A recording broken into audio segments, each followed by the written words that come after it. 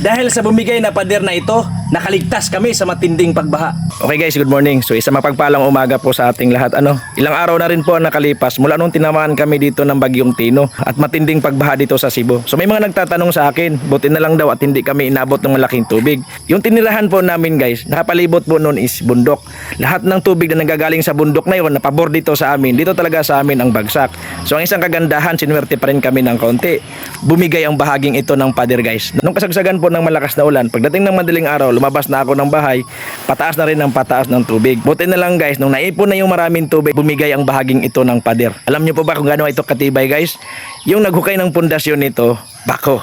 Tapos halos 2 metro lang guys ang layo ang pagitan ng poste o yung kolom ng pader na ito. Pero dahil sa laki ng tubig na nanggagaling doon sa bundok at naiipon dito sa harap, bumigay ang bahaging ito ng pader guys at doon kami nakaswerte ng kaunti. So dahil sa bumigay na pader na ito, maraming buhay at ari-arian ang naligtas guys at isa na ako doon. Salamat sa Panginoon.